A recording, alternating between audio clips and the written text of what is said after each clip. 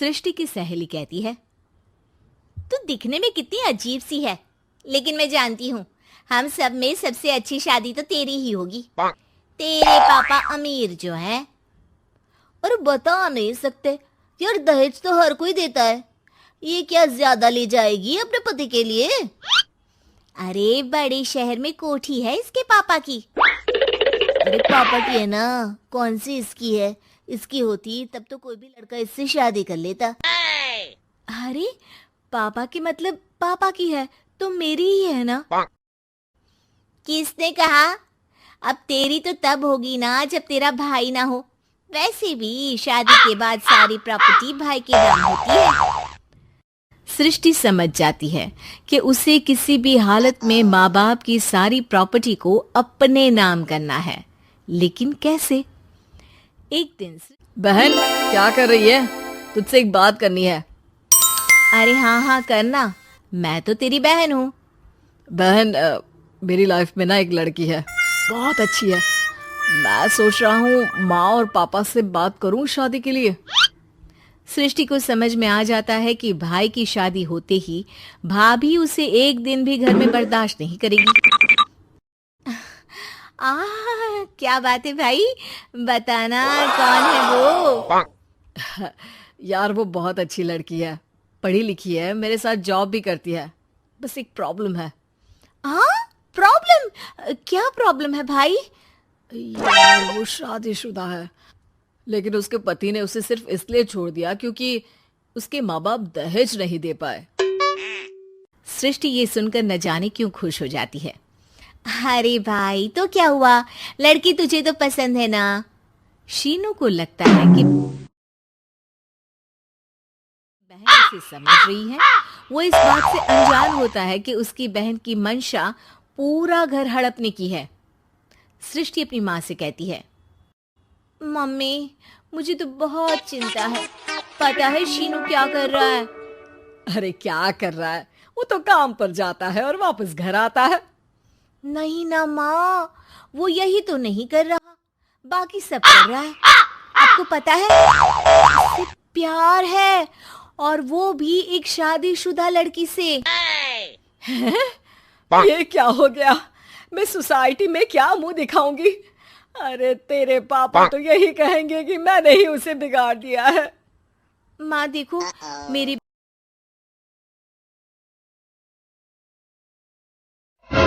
पापा का ऑफिस तो 7 बजे खत्म हो जाता है, लेकिन देखो कितनी देर से आते हैं।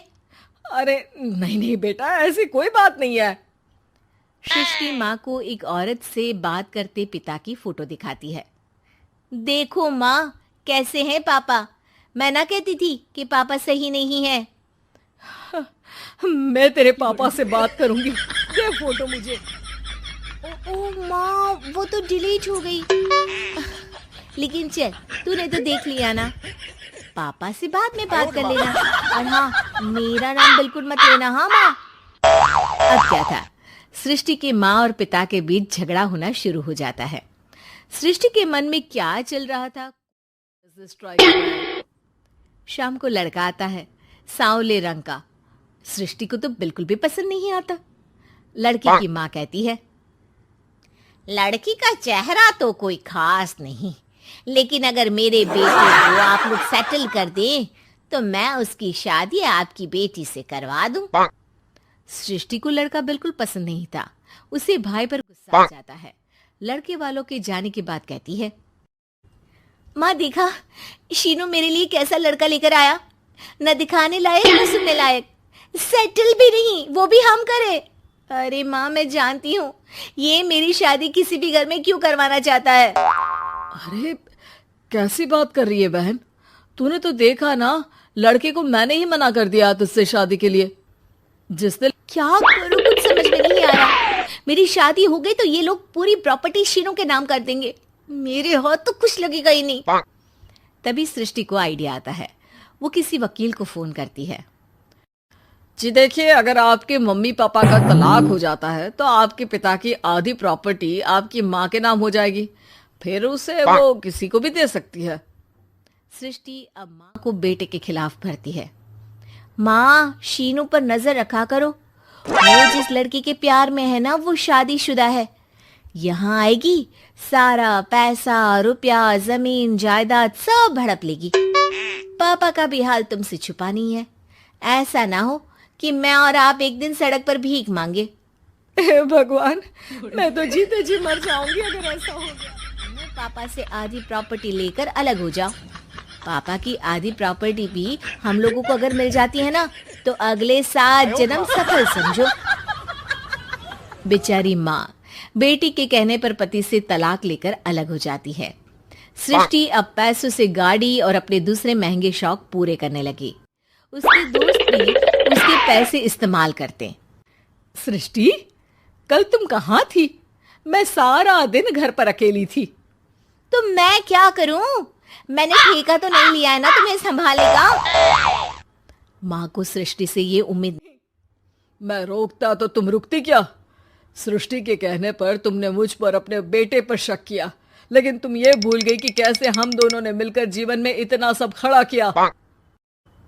माँ पति के गले लग जाती है। मुझे माफ कर दीजिए, मैंने आपकी कमाई का एक बड़ा हिस्सा गवा दिया। कोई बात नहीं, तुम साथ हो तो मैं ऐसी 7 प्रॉपर्टी खड़ी कर दूंगा। तभी वहां सृष्टि आ जाती है रोते हुए। माँ, मयंक ने मुझे छोड़ दिया। वो बोल रहा था जब तक मेरे पास पैसे थे तब तक ही वो मेरे साथ था।